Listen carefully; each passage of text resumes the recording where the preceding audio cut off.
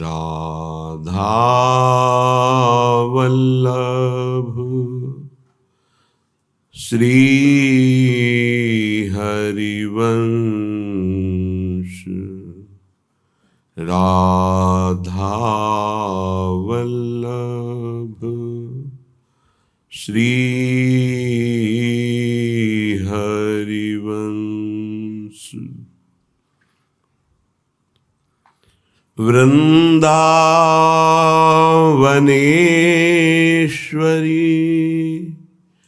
तवैव पदारविन्दम्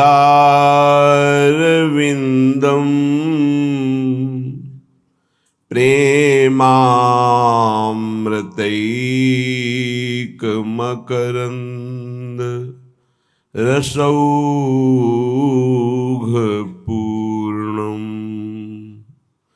हृद्यर्पितं मधुपतेः स्मरतापमुग्रम्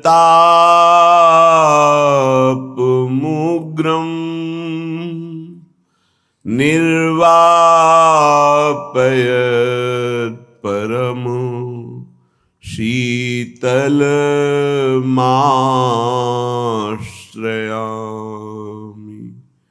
परम शीतल माश्रयामि। फूली सब सखी देखी देखी फूली सब सखी देखी देखी जक्ष किन्नर नागलोक देव स्त्री रीझी रही भू लेखी लेखी। जक्ष किन्नर नागलोक देव स्त्री रीझी रही भू लेखी लेखी। फूली सब सखी देखी देखी फूली सब सखी देखी देखी। कहत परस्पर नारी नारी सो यह सुंदरता अब रेखी रेखी। श्री हरिदास के स्वामी श्यामा ये कैसे हूँ चितये परेखी रेखी। श्री हरिदास के स्वामी श्यामा ये कैसे हूँ चितये परेखी रेखी। फूली सब सखी देखी देखी फूली सब सखी देखी देखी। पियसों तू जोई जोई करे सोई छाजे और सेंघ करे जो तेरी सोई लाजे। तू सुर ज्ञान सब अंग सखीरी तू सुर ज्ञान सब अंग सखीरी मान करत बेकाजे। श्री हरिदास के स्वामी जी में बसे तू नित नित विराजे। श्री हरिदास के स्वामी श्याम जी में बसे तू नित नित विराजे, तू नित नित विराजे।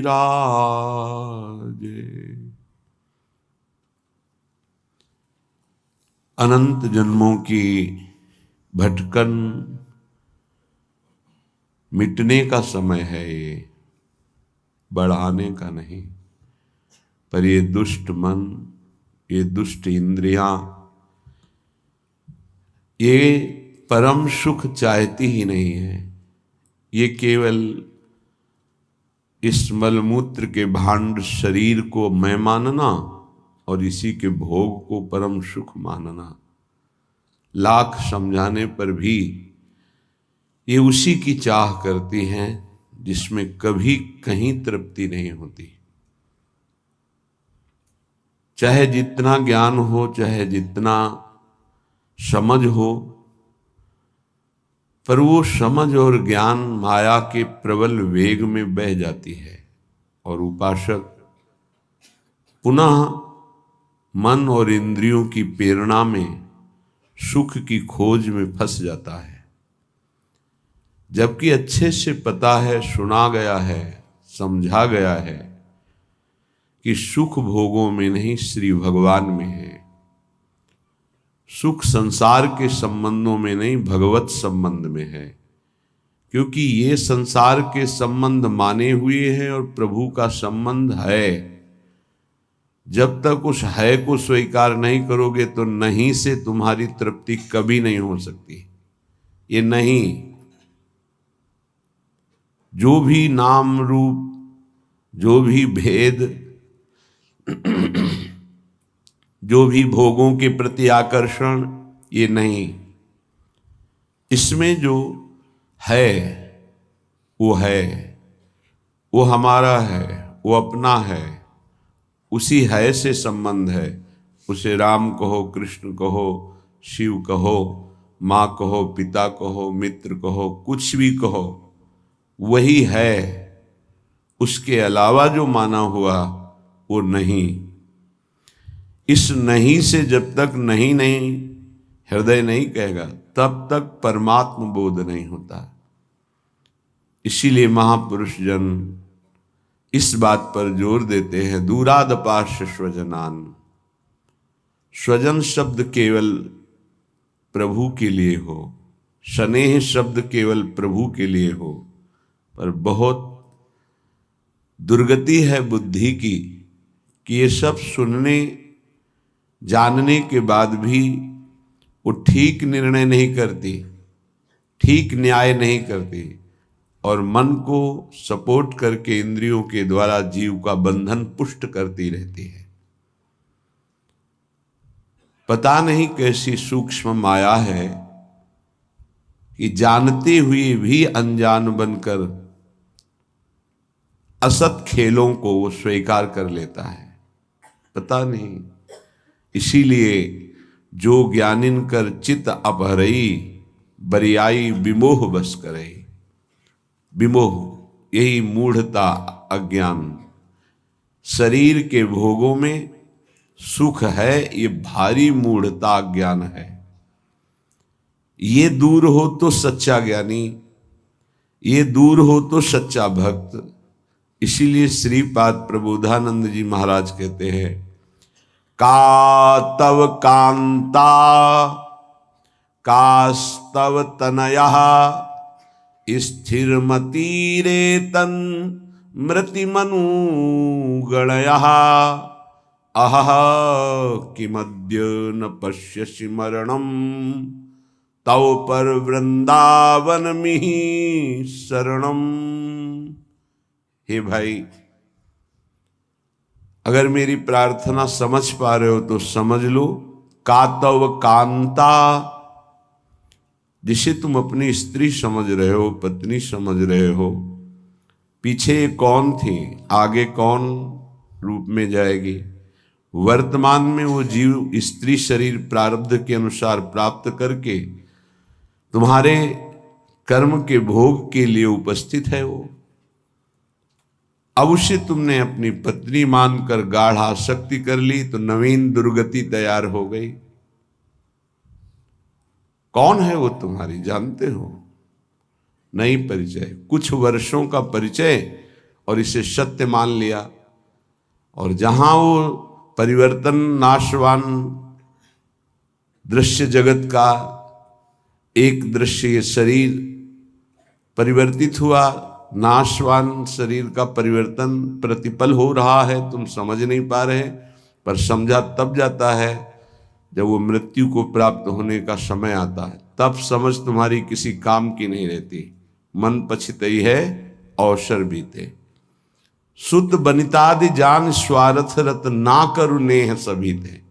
स्नेह मत करो, स्नेह प्रभु से करो, प्रभु का भाव रख कर करो। कहने की कास्तव तनया, ये जो तुम्हारे पुत्र रूप में आया है ये कौन है जानते हो? तुम्हारे कर्म का भोग भोगाने के लिए वही भगवद अंश आया है। ये कुछ समय के लिए आया है। शुभ कर्म तो वो सुख प्रदान करेगा, अशुभ कर्म तो दुख प्रदान करेगा, लेकिन वो तुम्हारा नहीं है। आप उसका परिचय नहीं जानते जो पुत्र रूप में आया हुआ है। स्थिरमति रेतन मृति मनुगणया, तुम्हारी बुद्धि स्थिर नहीं है, इसीलिए तुम समझ नहीं पा रहे कि गणना नहीं कर पा रहे हो कि तुम्हारी एक एक श्वास व्यर्थ में नष्ट हो रही है। आखिरी श्वास अहा किमद्य ना पश्यसि मरणम, क्या तुम देख नहीं पा रहे हो कि तुम्हारी श्वासें कम हो रही हैं, तुम मृत्यु की तरफ जा रहे हो। तुम्हारा शरीर कभी भी अचानक छूट सकता है। ऐसा नहीं कि आप वृद्धावस्था में ही जाकर मरेंगे। तो पर वृंदावन मिहि शरणम, फिर भी तुम वृंदावन का आश्रय वास स्वीकार नहीं करते, सत्संग का अनुसरण नहीं करते, आचरण में नहीं उतारते, निरंतर नाम जप नहीं करते, तो किस भूल में तुम पड़े हो? तुम्हारे पास पत्नी है, पुत्र है, संपत्ति है, इस भूल में? ये तुम्हारी नहीं है। कुछ समय के लिए तुम्हारे प्रारब्धानुसार ये संयोग बना है, बस बिछुड़ जाएगा, इसे तुम रोक नहीं पाओगे। ना अपने शरीर का छूटना, ना अपने सगे संबंधियों के शरीर का छूटना, ये तुम्हारे बस की नहीं कि तुम रोक लो। तो क्या करें? सबको छोड़ दें? नहीं, सब में भगवत भाव करो, अपने धर्म का पालन करो, खूब नाम जप करो। जीवन सार्थक करने के लिए बहुत आवश्यक है। अगर आप इनके मोह में फंस करके भगवत विमुख जीवन व्यतीत कर रहे हैं तो निरर्थक जीवन है। नमस्तस्मै कस्मै चिदपि पुरुषायाद्भुत महा महिम्ने विभ्राजत कनक रुचि धामने स्वकृपया असंकोचे नैवास्वपच मखिलेभ्यः स्वयमहो ददौ यः सद्भक्तिं विमलतर नानारसमयीं। अहो आश्चर्य है, स्वपच नीच आचरण करने वाले को भी जो गौरांगी प्रियाजू, जिनका निज महल वृंदावन धाम है, यदि आप वृंदावन का आश्रय ले लिए, वृंदावन का थोड़ा भी सानिध्य मिला, तो गौरांगी प्रियाजू की कृपा से नीच पुरुष के हृदय में भी महान प्रेम लक्षणा भक्ति प्रकाशित हो जाएगी। ये विश्वास कीजिए।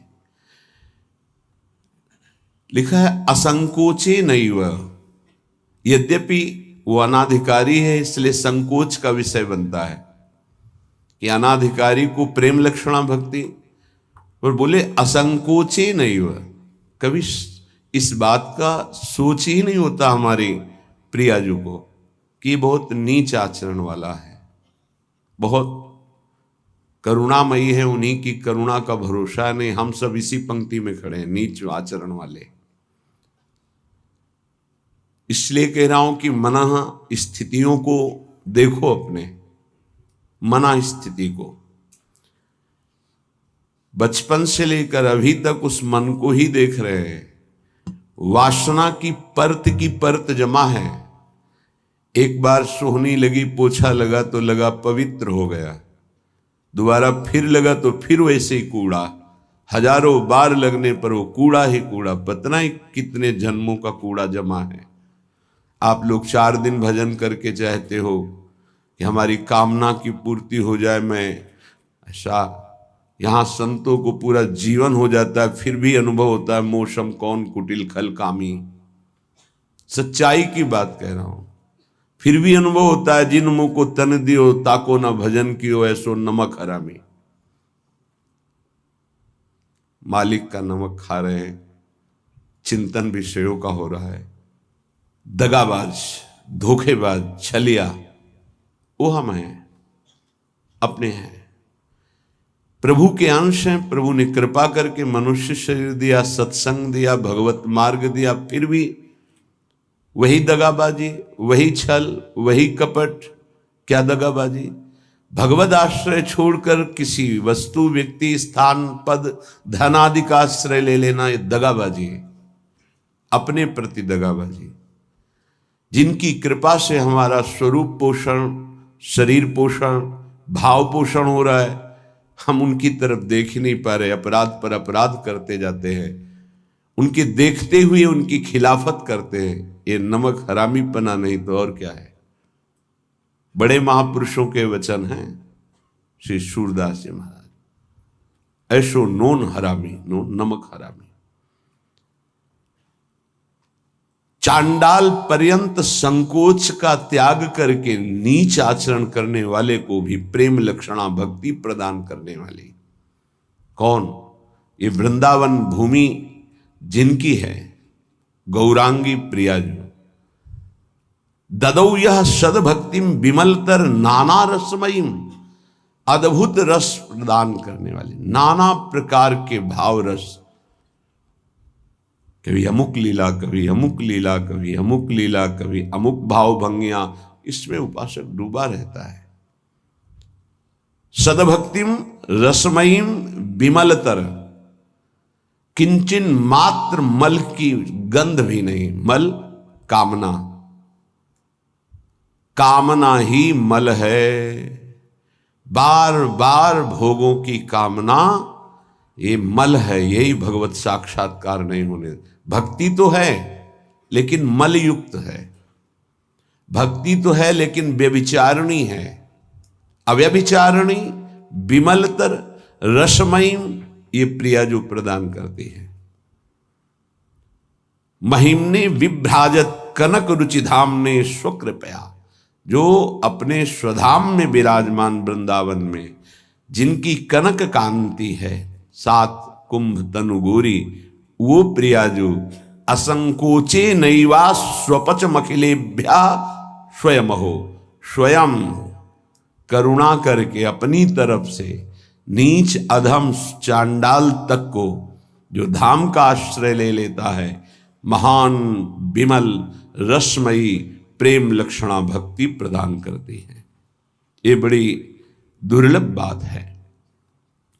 यस्मिन् प्रविशेन मनोपि महताम का तत्र वार्ता पुनः शास्त्राणाम ज्ञपितंच यद भागवता भंग्यैव भक्तोद्धवे तद वृंदावन मुन्मदेन रसिक द्वंदेन केनाप्यहो नित्य क्रीडतया गृहीत मिहि के विद्युर्न गौराश्रया।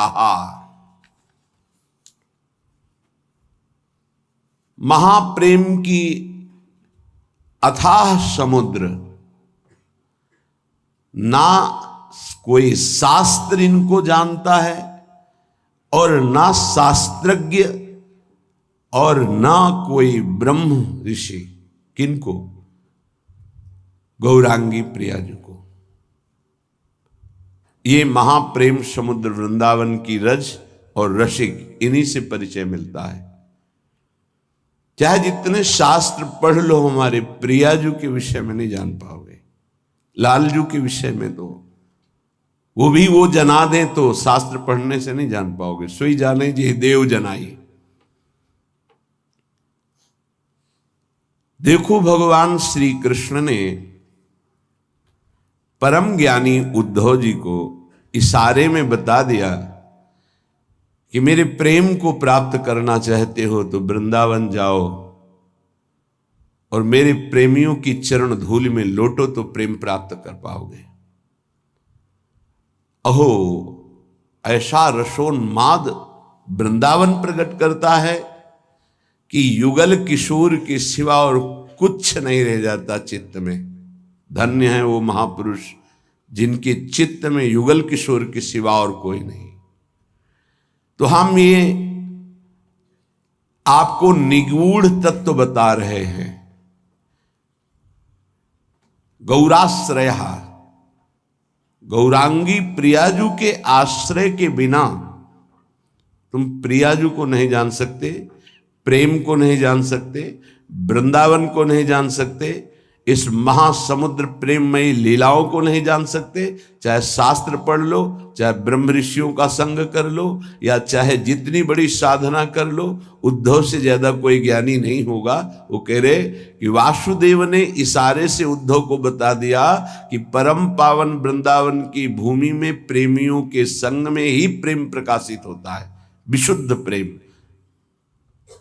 ऐसे गौर आश्रय का दृढ़ अवलंबन लेकर हम वो प्राप्त कर सकते हैं जो किसी साधन सूत्रों से नहीं प्राप्त हो सकता। ये सौभाग्य अपने लोगों को स्वाभाविक प्रियाजू की कृपा से मिल गया कि वो हमारी इष्ट हैं। राधई वेष्टम, वही हमारे इस सत मार्ग के प्रकाश करने वाली हैं। राधा वल्लभीय, वल्लभीय हमारे यहां वल्लभ हैं राधा, प्रीतम है राधा, प्राणनाथ है राधा। और मार्ग को ही संप्रदाय कहते हैं, सुदृढ़ मार्ग। जैसे सरकार के द्वारा बना हुआ राजमार्ग, जिसे पहले जीटी रोड कहते थे, अब क्या कहते हैं पता नहीं, जो बहुत है हाँ हाईवे, जो हम तो गांव की भाषाओं से जीटी रोड कहते थे। ये वो सुदृढ़ संप्रदाय का मतलब होता है सुदृढ़ मार्ग। बोले कहां जा रहा है? बोले सीधे निकुंज जा रहा है, कहीं मोड़ नहीं है इसमें। राधा वल्लभीय, वल्लभ है जहां की राधा, मेरे प्राणनाथ श्री राधा, श्री श्यामा प्यारी जो। इस मार्ग की प्रकाशक स्थापना करने वाली श्री स्वामिनी जी, राधई वेष्टम संप्रदाय कर्ता आचार्यों, अपने मार्ग का स्वयं उपदेश करने के लिए वही हित सजनी है, दूसरा कोई नहीं। हित सजनी, वही हित प्रेम सखी के रूप में, वही हित प्रेम आचार्य के रूप में, वही हित प्रेम गुरुदेव के रूप में। मंत्रदहा, मंत्र का दान करने वाली श्री किशोरी जू ही है। निज मंत्र स्वयं स्वामिनी जू ने श्री हितजू महाराज को प्रदान किया। मंत्र दह, मंत्र दाता सदगुरुष्य, परम सदगुरु श्री लालजू महाराज हैं। कृष्णे वंदम जगत गुरु, ऐसे कृष्ण की वंदना करता हूं जो जगत गुरु स्वरूप में विराजमान हैं। चाहे वेदांत हो, चाहे योग हो, चाहे भक्ति हो, चाहे कर्म योग हो, सबके गुरुदेव श्री कृष्णचंद्र जो हैं। किसी भी संप्रदाय का, किसी भी मार्ग का, किसी भी भाषा का हो, गीता जी का आश्रय लेता ही है। गीता जी श्री जगत गुरु भगवान श्री कृष्ण के श्रीमुख से स्वयं प्रकट हुई है।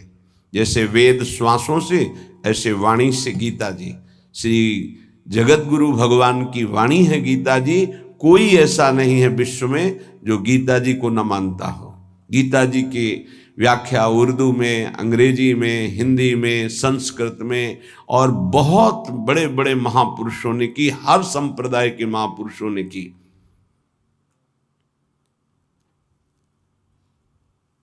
हमारी सदगुरु श्री स्वामिनी जी ऐसी हैं कि ऐसे आचार्यों को भी उपदेश करने वाले जगत गुरु भगवान को शिक्षा प्रदान करती हैं नवनिवृत्त निकुंज में प्रेम की, विविध की प्रेम विलासों की। वो बाहर के नहीं जान सकते, सच्ची मानिए, ये केवल सखियां जानती है। तो इसलिए सर्वोपरि जगत गुरु पद में सर्वेश्वरी रासेश्वरी श्री लाडली जो है हमारी। राधेविष्टम संप्रदाय करता आचार्यो मंत्रदः सदगुरुश्च मंत्रो राधा। मंत्र भी स्वयं श्री किशोरी जो है, जो मंत्र है वो स्वयं किशोरी जो है। सच्ची मानिए, ये जो आपको नाम मिला, जो शरणागत मंत्र, जो निज मंत्र, ये स्वयं किशोरी जो है। जिह्वा पे विराजमान मेरी लाडली ही नाम मंत्र के रूप में है। ऐसे प्यार से भजो। तो गौराश्रय, बिना गौराश्रय के आप ना वृंदावन को जान सकते हैं, ना वृंदावन के महाप्रेम समुद्र रस को जान सकते हैं, ना वृंदावन की दिव्य लीलाओं में प्रवेश पा सकते हैं। चाहे आप शास्त्रज्ञ हों, चाहे जितने बड़े विद्वान ज्ञानी हों, बिना उद्धव जी से बढ़कर कौन ज्ञानी होगा। उन्होंने वृंदावन की रज को माथे पे चढ़ाया, गोपी जनों की चरण धूलि को, तब जाके उनको श्री कृष्ण प्रेम का परिचय मिला। फिर श्री कृष्ण के प्रेम में जितने भी मतवाले हुए हैं वो सब किशोरी जी के चरणों से प्रेम की भिक्षा मांगी है। किशोरी जी के नख चंद्रमणि का प्रकाश जिन गोपियों को प्रेम की ध्वजा बना दिया, वो हमारी श्री लाडली जो है। श्रीपाद कह रहे, इनके आश्रय के बिना निगूढ़ तत्व इस महाप्रेम समुद्र को आप नहीं जान सकते। जहां प्रेम का प्रादुर्भाव हुआ तो ज्ञान वैराग्य सब अपने आप जागृत हो जाता है। जैसे राजा पधारता है तो फिर उसके मंत्री, सामंत, सेना के पति, वो सब वहां आ जाते हैं। ऐसे ही प्रेम राजा हृदय रूपी सिंहासन पर बैठा कि ज्ञान रूपी उसका मंत्री, वैराग्य रूपी उसका सेनापति, क्योंकि प्रेम की रक्षा वैराग्य से होती है। और प्रेम से जो ज्ञान प्रकट होता है, उसी ज्ञान से भगवत तत्व का वास्तविक बोध होता है। आत्मरति जिसे कहते हैं, रति माने प्रेम। आत्म तत्व का बोध उसी को होता है जिसे आत्मरति प्राप्त हो जाती है। चाहे ज्ञान हो, वैराग्य हो या भक्ति दिव्य हो, वो सब प्रेम के पधारने पर होता है, जब हृदय में प्रेम जागृत हो जाता है। पूज्य स्वामी अखंडानंद जी महाराज ने पूज्य बाबा उड़िया बाबा जी से प्रश्न किया कि बहुत लोग भजन करते हैं पर लाभ दिखाई नहीं देता, जो लाभ होना चाहिए। तो बाबा कहते हैं कि पहली बात, भजन में निष्ठा होनी चाहिए कि चाहे मर जाऊं, इतना कष्ट आवे, पर भजन नहीं छोड़ूंगा, ऐसी निष्ठा नहीं है। किसी बिरले में होती है। नहीं, जहां सामने इंद्रियों के भोग आते हैं भगवान छूट जाते हैं। हम मानते हैं, भजन का प्रयास करते हैं, लेकिन जहां सामने भोग आया कि प्रभु भूल गए। आप देख लीजिए, चाहे वो भोजन हो, रसेंद्री का भोग हो या किसी भी इंद्री का भोग हो, उस समय प्रभु को भूल गए और उस भोगानंद को स्वीकार कर लिया, तो ऐसे पूरा जन्म व्यतीत होने लगेगा, पर आपको भगवत साक्षात्कार नहीं होगा। जो लाभ मिलना वो बहुत दूरी हो जाएगा।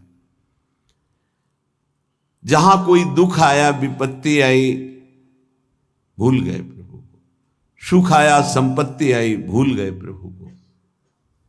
मर चाहे जाए हम, किंतु प्यारे का भजन नहीं छोड़ सकते। इसी का नाम भजन है। भजन का स्वरूप क्या? ये चाहे विपत्ति, दुख, मृत्यु से बढ़कर तो कुछ है नहीं। हमारी मृत्यु भी आ जाए तो हम भजन नहीं छोड़ सकते। अब त्रिभुवन की राज्य लक्ष्मी मिलने पर जो आधे पल के लिए भी प्रभु का विस्मरण नहीं करता, उसे भक्त कहा गया है, महाभागवत कहा गया। तो कुछ भी सुख सुविधा मिले उस समय हमें प्रभु का, यही तो कसौटी है कि आप उत्तम से उत्तम आकर्षणकारी भोगों के बीच में, लेकिन भगवत विस्मरण नहीं है। प्राण निकल जाए पर भजन नहीं छूटेगा, इसे ही भजन कहते हैं। और ऐसा भजन बहुत लोग नहीं करते, कोई कोई करता है। पूज्य बाबा के सब कर सकते हैं, सामर्थ्य सब में है ऐसा भजन करने की, पर वो लगन नहीं है, वो अगन नहीं जगी भगवत साक्षात्कार करने की। इसलिए जहां विपत्ति आई उसमें डूब गए, संपत्ति आई उसमें डूब गए, भोग आए उसमें डूब गए, प्रभु का विस्मरण हो गया। इसका यही कारण है। भजन का तात्पर्य है भजन में गोता लगाना, डूबना। बस चल रहा है मंत्र नाम, उसी के श्रवण में डूबा हुआ उपासक। डूब करके भजन किया जाए तो 6 महीने में भगवत साक्षात्कार कर लिया ध्रुव जी ने। डूब करके गोता लगाया, 6 महीने भजन में भगवान का साक्षात्कार कर लिया। और अगर तन्मयता नहीं है भजन में तो बहुत लंबा समय निकल जाता है। देखो, इस मन को देखा, अगर इसको भजन का सुख आप नहीं दोगे तो ये रुपए की गणना का सुख करने लगेगा। कई बार हमने कहा बचपन से इसी बात की पढ़ाई है, मन की वृत्ति की। आप देख लेना, अनुभव करना। अगर आपको प्रियाजू के भजन में गुरु की आज्ञा के अनुसार तन्मयता नहीं आ रही है तो आपका अर्थ के प्रति भाव आ जाएगा। अनंत ब्रह्मांडों में कितना ऐश्वर्य है और वो मायाकृत एक पलक झपकते श्री भगवान ने रचा है। ऐसे श्री भगवान को अधीन करने वाली प्रियाजू का आश्रय हृदय में रहे तो और फिर क्या। पर उस भजन न होने के कारण हमारी स्थिति अपने आश्रय तत्व पर नहीं होती। आश्रय हुआ ही नहीं, होने का अवसर मिला लेकिन हमने फिर भी वही लौट कर आश्रय कर लिया, पलट गए फिर वही आश्रय कर लिया। सन्मुक्ता से जो एकदम परिवर्तन होता है, एकदम विमुक्ता के लिए माया अपना जाल रचती है। स्पष्ट देख, तू इससे एक बहुत बढ़िया महल बना सकता है, तू बहुत बढ़िया कार ले सकता है, तू हर सुख सुविधा ले सकता है। राजी हो गया। देखना सब व्यवस्था बढ़िया बन रही। नहीं नहीं, हम व्यवस्था बढ़िया नहीं बनाने आए, हम व्यवस्था को श्री जी के आश्रय से चाहते हैं, अपनी मन बुद्धि के आश्रय से। लाडली झुके महलों में रखो चाहे झोपड़ी में बाग, उसका केवल आश्रय अंतर से प्रभु का होता है। गृहस्थ और विरक्त की चेष्टाएं अलग होती हैं, निवृत्ति परक चेष्टा और प्रवृत्ति परक चेष्टा। बस ये ध्यान रखना है। निवृत्ति परक चेष्टा से कोई भी ऐसी सिद्धि नहीं जो आ न जाए। प्रवृत्ति परक चेष्टा में अतिथि सत्कार, परिवार की सेवा, समाज की सेवा, नाम जपने का अभ्यास, धर्म पूर्वक कमाया हुआ धन, तब वो आगे बढ़ता है। निवृत्ति परक चेष्टा एकमात्र भगवदाश्रय, उसी से सब हो जाता है। तभी लोगों को लगता है कि संत लोग बड़े धनी हो जाते हैं, उनको लगता है बड़ी चतुराई करते हैं। हमें लगता है कि क्या ये चतुराई आप में नहीं जागृत हो सकती है? क्या चतुराई? आप बल यहां पकड़े हो, बहुत चतुर है संत जन, ठग लेते हैं। किसको? ठगनी माया को भी। माया ठगनी विश्व को ठग रही, वो उसको भी ठग लेते हैं। वो बड़े चतुर हैं। रामई भजई ते चतुर नर, क्योंकि उस सच्चिदानंद का नाम एकत्रित किए हैं। एक नाम के ब्याज में पूरा त्रिभुवन नहीं है, उसकी बराबरी हम नहीं कह रहे नाम की, ब्याज में। एक नाम त्रैलोक ही तारे, जो न ले सो जन्म ही हारे। अभी अपने लोग महिमा नहीं जानते नाम की, सच्ची मानिए। किसी ने कहा कि समस्त संसार को तो हम दुखई में देख रहे हैं, अगर विश्व में कोई सुखी है, वो उपहास के प्रति शब्द थे। अगर विश्व में कोई सुखी है देखा जाता है तो संत जन देखे जाते हैं। उनका तात्पर्य अध्यात्म से नहीं था, उनका तात्पर्य भोगों से, विषय सामग्री से, वैभव से था। अगर तुम्हें ऐसा पता है तो तुम वैसा करके देखो, बहादुर हो। तुम्हारे में चतुराई की कोई कमी है क्या? बड़े चतुर हो। तय बालक नहीं भर्यो शयानप, तू बालक नहीं भर्यो शयानप, काहे कृष्ण भजत नहीं नीके। अरे तू बालक नहीं, बड़ा चतुर है, पर तू ठीक से भजन नहीं किया ना, इसीलिए ऐसा है। क्या चाहिए? त्रिभुवन का सर्वश्रेष्ठ पद 5 वर्ष का बालक प्राप्त कर लिया ध्रुव जी। क्या चाहिए? अखिल लोक चूड़ामणि भगवान के पास क्या कमी है? पर आपको उतना भजन करना पड़ेगा, आपको वैसे समर्पित होना। उस 5 वर्ष के बालक ने मां का प्यार, पिता का प्यार, राज्य सुख, शरीर सुख, सब भयों को त्याग करके इसी मथुरापुरी में आकर भजन किया। इसे मधुपुरी कहते हैं शास्त्र भाषा में। यहीं आकर के भजन किया और यहीं स्वयं सच्चिदानंद भगवान आकर दर्शन दिए और उनकी कामना पूर्ण की, उच्च पद की। गोता लगाना अर्थात उसमें डूबना, अर्थात उसका ऐसा दृढ़ चिंतन कि गुंजायमान केवल मंत्र और नाम हो रहा है। तुमसे सच्ची कहते हैं ये जीव बड़ा पागल हो गया है माया में, सत्य वस्तु को समझ ही नहीं रहा। पूज्य बाबा कह रहे उसको यही पता नहीं कि मैं यहां कमाने के आया हूं मृत्यु लोक में। पागलों की तरह घूम रहा है, कभी ये बटोर रहा है, कभी वो बटोर रहा है। उसका लक्ष्य ही नहीं पता चल रहा कि तू आया क्या लेने यहां है, क्या कमाई करने आया है, उसको समझ में नहीं आ रहा। कई बार कहा ऐसा कमाई और ऐसे देश में कौन रहना पसंद करेगा? किसी भी देश में अगर ऐसी पद्धति हो कि आप यहां आइए, आपको घर, मकान, भोग सामग्री सब मिलेगी, बहुत ध्यान से सुनिए, पर जब आप हमारे देश से जाएंगे तो आपका कपड़ा तक उतरा लिया जाएगा। सब सुविधाएं मिलेगी, जब जाओगे तो कपड़ा तक उतरा लिया जाएगा। अब आप ऐसे देश में रहना पसंद करेंगे? ऐसे देश की कमाई पसंद करेंगे? कोई भी बुद्धिमान नहीं पसंद करेगा।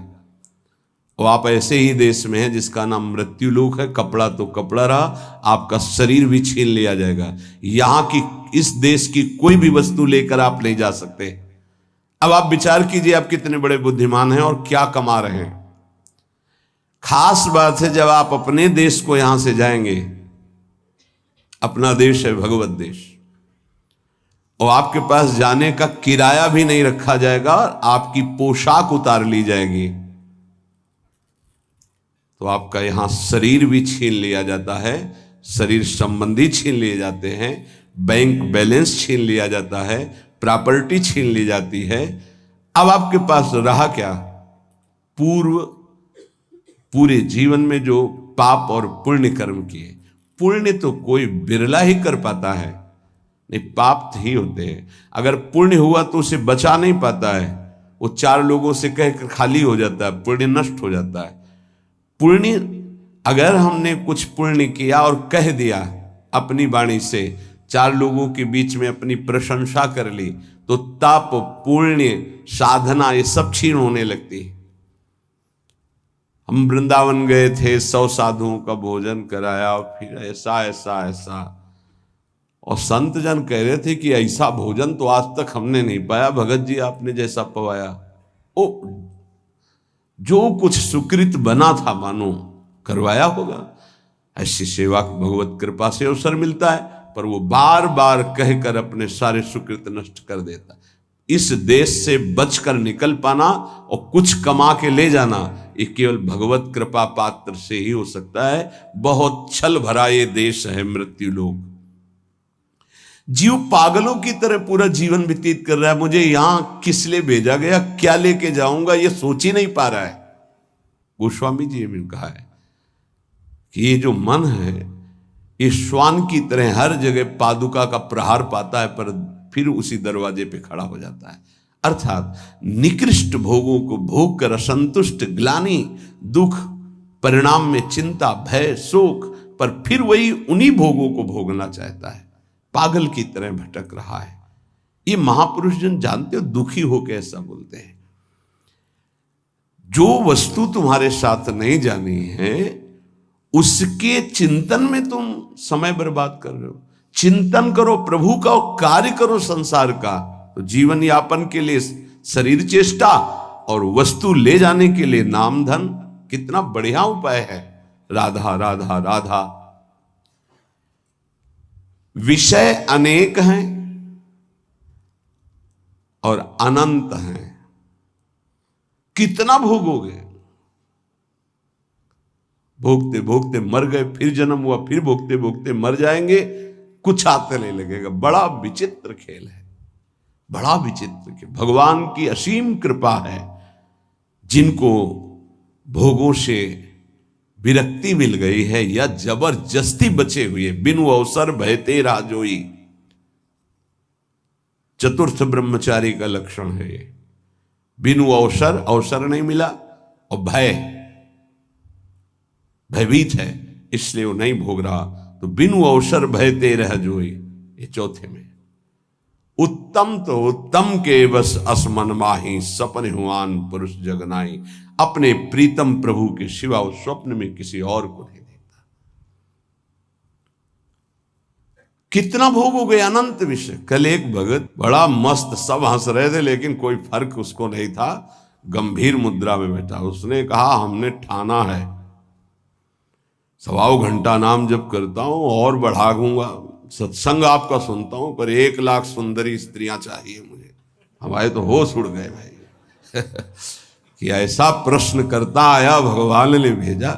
पर अपने को सबका आदर और दुलार, मेरी लाडली जो ऐसी हैं, करुणा करुदार, नहीं तो 1 सेकेंड में कि आप कृपया बाहर होइए, यहाँ कोई भगवत चर्चा कीजिए। लेकिन अच्छा पॉइंट ये था कि वो नाम जप करता था और उसके अंदर आशा थी। देखो वासना की कितनी भूख बड़ी हुई, पर वो बहुत गंभीर, और ऐसा नहीं कि कोई देखने सुनने लायक हो। वो बहुत बड़ी गंभीरता से कह रहा था कि मैं 1 लोक प्राप्त करना चाहता हूं, उसका सम्राट बनना चाहता हूं, और 1 लाख सुंदरी स्त्रियां हो। वो नहीं बोल रहा है, उसका भोलापन है, अज्ञान जिसे कहते हैं। वासना इतनी बड़ी हुई कि उसको लग रहा है अगर ऐसा हो गया तो मैं बड़ा सुखी हो जाऊंगा। भागवत में चरित्र है चित्रकेतु राजा का, आप पढ़ करके देख लेना, श्री शुकाचार्य जी वर्णन कर रहे हैं। उनके 1 करोड़ रानियां थी। क्या परिणाम में क्या, जरा देखना, पढ़ना। निराश, हताश, उदास होकर ऋषियों के पैर पकड़कर तब वो अनंत भगवान की उपासना मिली और वो भगवान का साक्षात्कार किया, अनंत शेष भगवान संकर्षण का। और वो बहुत सावधानी का विषय होता है। ऋषियों की कृपा हुई, पद मिला, भगवान संकर्षण ने उन विमान पे बैठ के भगवान शंकर के पास गए। विमान पे, जहां सनकादि जो है अपने श्री चरणों से नंगे पैर चल कर जाते हैं और प्रणाम करके नीचे बैठ करके सत्संग करते हैं महादेव जी से, वो सब बैठे हुए थे। और ये सीधे विमान से ही गए, विमान में बैठे बैठे, आकाशचारी विमान। भगवान से कहा कि एक साधारण पुरुष भी अगर अपनी स्त्री से वार्तालाप करता है तो एकांत में करता है। आप तो वो महायोगाधिराज योगिंद्रों मुनिंद्रों के गुरु भगवान शिव, तो अंबा जी वामांग में बैठी हैं, आप बैठे और ब्रह्म का उपदेश कर रहे हैं। उनका ये क्या हूं, सब ऋषि आश्चर्यचकित हो गए कि ये कैसा। तो अंबा जी ने कहा अच्छा तुम्हें वरदान मिल गया है, विमान मिल गया है, तो तुम जगत गुरु भगवान शिव को उपदेश करने आए हो, मतलब आसुरी प्रवृत्ति तुम्हारी बढ़ रही है, तो इसका शासन करने के लिए तुम्हें दंड विधान चाहिए। प्रभु तो करुणामय है, वो कुछ बोलेंगे नहीं, इसलिए हम तुम्हें शाप देते, जाओ असुर भाव को प्राप्त हो जाओ। वही वृत्तासुर के रूप में प्रकट हुए थे। तो अंतिम समय भगवान से जो प्रीति मांगी वो माता जी की ही कृपा थी। या देवी सर्वभूतेषु बुद्धि रूपेण संस्थिता, मानो माँ ने कृपा करके उनको उस अहम से रहित करके पावन भक्ति प्रदान करी। ये जो वासना है ये जीव के सर्वनाश के लिए अनंत जन्मों से पीछे पड़ी हुई है। वो तो एक भोला व्यक्ति, अज्ञानी व्यक्ति अपनी बात कर रहा है। आप अंदर से देखो, ऐसी लाखों वासनाओं की परत जमा है। हमको रोज नाम जप रूपी सोहनी लगा के इसे साफ करना है। पर ये विषय अनेक अनंत, मन कहता है इनको भोग लो फिर हम भजन कर लेंगे। कभी नहीं, तुमसे सत्य कहता हूं, जितना इस मन की बात को मानोगे उतने ही प्रभु से दूरी होती चली जाएगी। और ये सिखाता है कि ये जलन हो रही, अगर भोग लेते हैं तो शांति हो जाए, फिर बढ़िया भजन कर लो। इसकी शिक्षा यही होती है, क्योंकि जानता है भजन के लोभ से ये हमारा साथ दे देंगे। साधक जहां उसको उसकी इंद्री का भोग दिया मन को, बस फिर वो उसको ऐसा फंसा के पटकता है कि भजन कब कहां कैसे हो रहा था सब गायब हो जाता है। और वही भोग चिंतन, वही विषय चिंतन, वस्तु चिंतन, शरीर चिंतन। बहुत सावधान। इसलिए वास्तविक अनुराग प्राप्त करने के लिए भोगों का राग, शरीर संबंधियों का राग छोड़ना ही होता है। इस राग को मिटाने के लिए वाणी से गुणानुवाद करो, हृदय से चिंतन करो, नेत्र तुम्हारे जहां जाएं वहां प्रभु की उपस्थिति देखो। देखो भक्तों का चिंतन चिन्मय होता है, वो सब जगह अपने चिन्मय आनंद प्रदान करने वाले भगवान को देखते हैं। वो अपने प्रभु से भिन्न न किसी वस्तु को देखते हैं न व्यक्ति को देखते हैं। हम गलती यही करते हैं कि जहां हमारी दृष्टि जाती है वहां हम वस्तु, व्यक्ति, विषय देखते हैं, ना कि प्रभु को। उपासक ध्यान रखे, जहां विषय चिंतन है वहां भक्ति नहीं है। जहां भक्ति है वहां भगवत चिंतन है, विषय चिंतन नहीं है। जहां भगवत चिंतन है वहीं प्रेम है, और जहां प्रेम है वहीं भगवान को प्रकट होना पड़ता है। प्रेम ते प्रकट होई मैं जाना, हरि व्यापक सर्वत्र समाना, प्रेम ते प्रकट होई मैं जाना। प्रेमावेश भक्त का भगवान को विवश कर देता है। जब प्रेमावेश प्रकट हो जाता है तो भगवत साक्षात्कार हो जाता है। पर प्रेमावेश प्रकट होने के पहले हमारी शरणागति पुष्ट होनी चाहिए। शरणागति पुष्ट होने के लिए सबसे पहला लक्षण है दैन्यता, निराभिमानिता। और यहां सबसे बड़ा दोष हमारे अंदर अभिमान ही है। मैं विद्वान हूं, मैं भगत हूं, मैं अमुक हूं, ऐसा। दीनता हमारे प्रभु के मार्ग में, प्रेम मार्ग में सबसे पहला लक्षण आना चाहिए। शरणागत भक्त का दैन्य स्वभाव होना चाहिए। जो जितना झुकता है वो उतना महान होता है। झुकने वाला ऐसा नहीं कि जिसके प्रति झुक रहा है वो महान है, ऐसा नहीं। जो झुक रहा है वो महान है। दैन्यता। दूसरा है निष्कपटता। हमारे प्रभु की शरणागति की पुष्टता के लिए, शरणागति के तो अलग भाव वर्णन, हमारी शरणागति पुष्ट रहे, नष्ट ना हो। भगवत शरणागति पुष्ट तो भगवत प्रेम निश्चित प्रकाशित होता है। उपासक को देखना चाहिए कि दैन्यता है कि अभिमान है हृदय में। दैन्यता का स्वरूप है किसी भी तरह से हमें गाली दी जाए, अपमान किया जाए, निंदा किया जाए, तिरस्कार किया जाए तो मुझे ऐसा ही लगे कि मैं ऐसा ही हूं, इसी का पात्र हूं। उसे दैन्यता कहते हैं। वाणी से हम माइक से बोलेंगे कि हम अधम हैं, बड़े नीच हैं, बड़े ऐसे हैं, ये भी दैन्यता की भाषा है। और हाथ जोड़कर प्रणाम मुद्रा में रहेंगे, ये भी दैन्यता की मुद्रा है। लेकिन यहां हृदय की दैन्यता को कह रहे हैं कि जब कोई दूसरा कहे तू नीच है, अदम है, पाखंडी है, दंभ करता है, भक्ति नहीं है, और अपने को सीधी बात ये लगे कि सही बात है, मैं ऐसा ही हूं, इसे दैन्यता कहते हैं। शरणागति हमारी जो विक्षिप्त हो जाती है, जो दोषयुक्त हो जाती है, जो पूर्ण नहीं हो पाती शरणागति, उसका कारण देहाभिमान, उसका कारण गुणाभिमान, साधनाभिमान, इनमें से कोई न कोई अभिमान होता है। इसलिए कह रहे सबसे पहला लक्षण बाबा की विचार में दैन्यता, और ये बहुत प्रिय है दैन्यता भगवान को।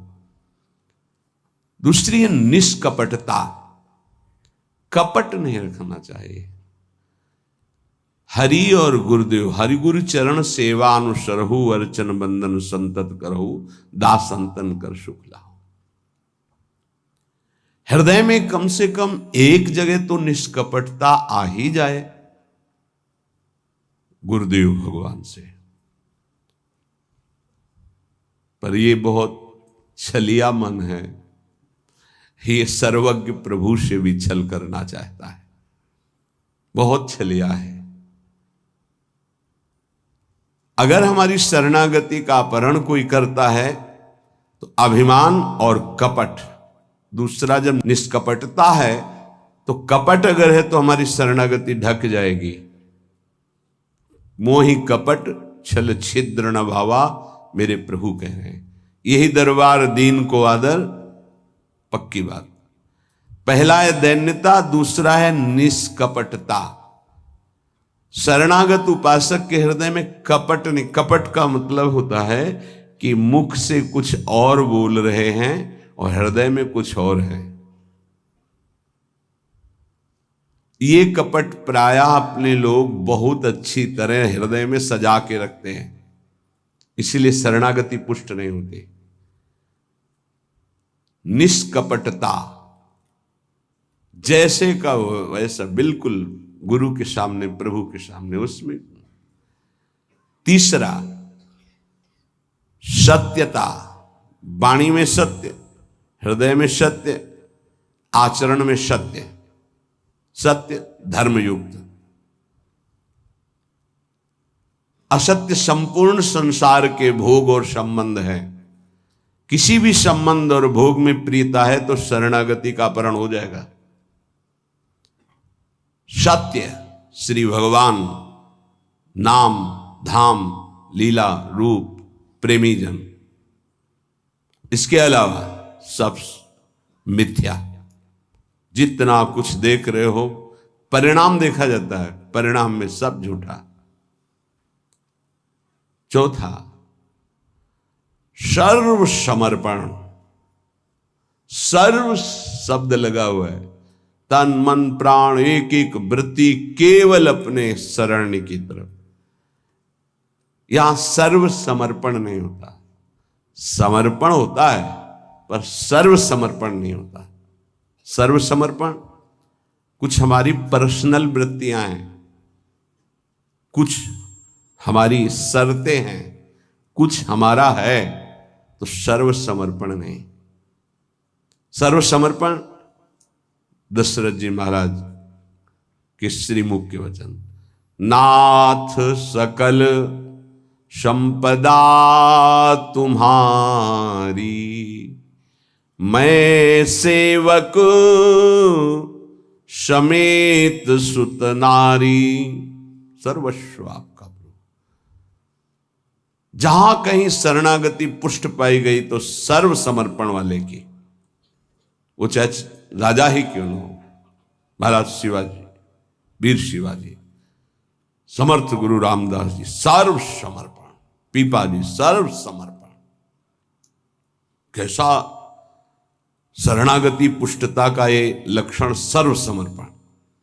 पीपा जी महाराज राजभाव में अपने सब राजवैभव के साथ गुरुदेव श्री रामानंदाचार्य जी के, तो वहां तो पार्षद खड़े रहते थे, सहज में ऐसे थोड़ी मिल सकते हैं आप जाके। प्रार्थना की, कह दो कि महाराज पीपा जी आए हैं और स्वामी जी के चरणों के दर्शन करना चाहते हैं, जाके सूचना दी, वह जाके कह दो कि हाँ राजा महाराजाओं की कोई आवश्यकता नहीं। स्वामी जी साक्षात भगवान का स्वरूप रामानंदाचार्य जी आए और उनका महाराज का आदेश है कि हाँ किसी राजा महाराजा की जरूरत नहीं। तो उनको लगा मेरे से कोई गलती हो गई। अच्छा, समस्त राज सैनिकों को, राज पोशाक को, सब और एक साधारण को कहा कह दीजिए कि नीच पीपा दर्शन करना चाहता है श्री चरणों के।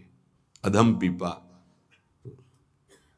स्वामी जी से कहा, स्वामी जी ने कहा कह दो यहां खड़े खड़े क्या करता है, और समीप में कुआं है वहां गिर जाए।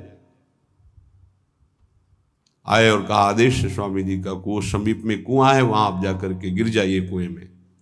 जो आज्ञा। स्वामी जी बिल्कुल नजदीक पहुंच रहे कुएं के। स्वामी जी बिल्कुल अब पहुंच गए हैं, अगला कदम रोक दो, रुक जाओ, वापस आ जाओ। स्वामी जी निकल के आए, दर्शन दिया, जाओ हम स्वयं आएंगे तुम्हारे नगर में, फिर तुम्हें मंत्र और विरक्तता सब प्रदान कर। महापुरुष बना दिया। पीपा जी का पावन चरित्र है, सर्व समर्पण, प्राण समर्पित है, कुएं में गिर जा मतलब तन प्राण सर्व। पहले में राज धन वैभव, बड़ा शरणागति का महामहिम स्वरूप है। ये समर्पणता तो हम दिखाते हैं, लेकिन सर्व समर्पणता नहीं। कुछ अपना है, कुछ आपकी बात मान लेते हैं, इसीलिए वो खिचड़ी बनी रहती, शरणागति नहीं हो पाती। जब उपासक के हृदय में अपना अस्तित्व रहता है तो उसको भक्ति नौटंकी नाटक नजर आती है। अपनी वासना की पूर्ति, अपनी इच्छा की पूर्ति के लिए वो भगवान की उपासना को नाटक समझने लगता है।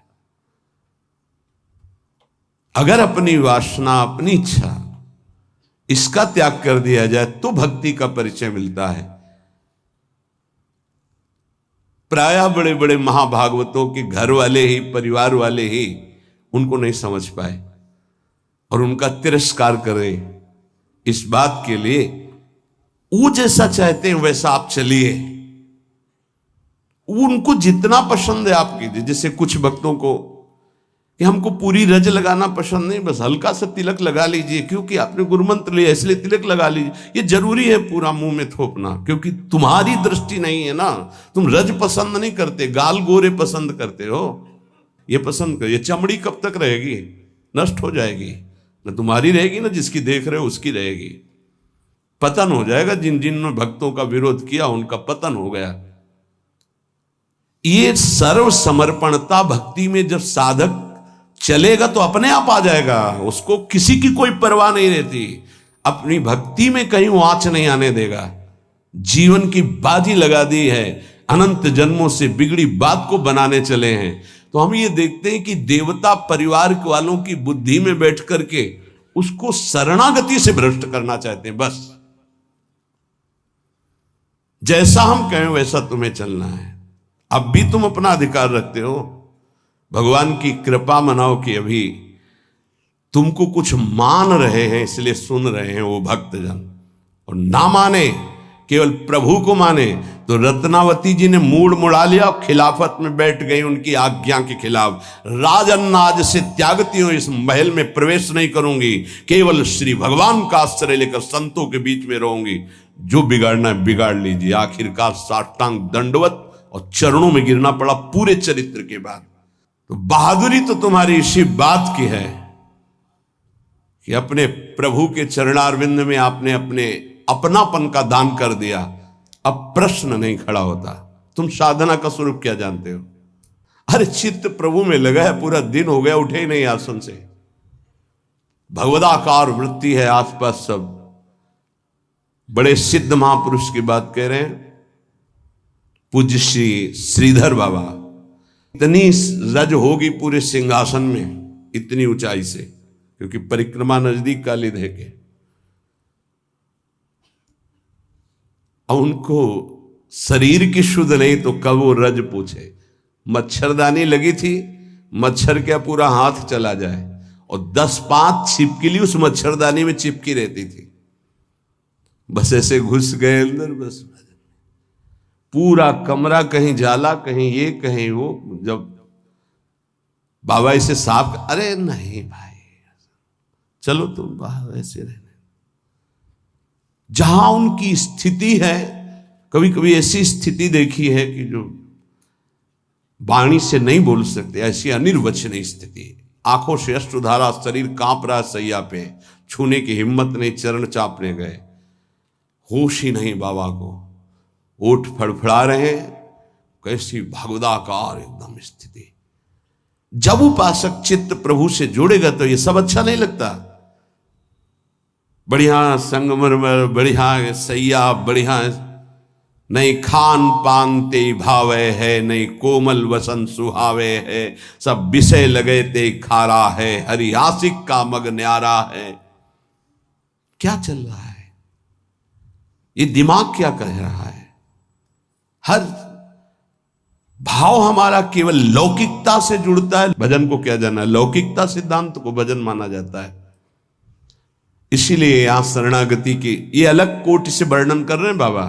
नहीं, नवधा भक्ति का जो वर्णन होता है ना, उसमें श्रवणम कीर्तनम स्मरणम, शरणागति को बचाने की बात, पुष्ट करने की बात, पूर्णता की बात। पांचवा सर्वाधारता। कोई भी हो,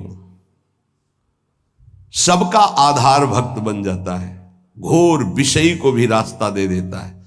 चलो ऐसे चलो भगवान के मार्ग में। सच्ची कहते हैं, कोई अगर भक्तों के हृदय को जान जाए तो लूट ले, माला माल हो जाए, पर वो भगवान ऐसी सीमा रखते हैं कि तुम जान ही नहीं सकते हो।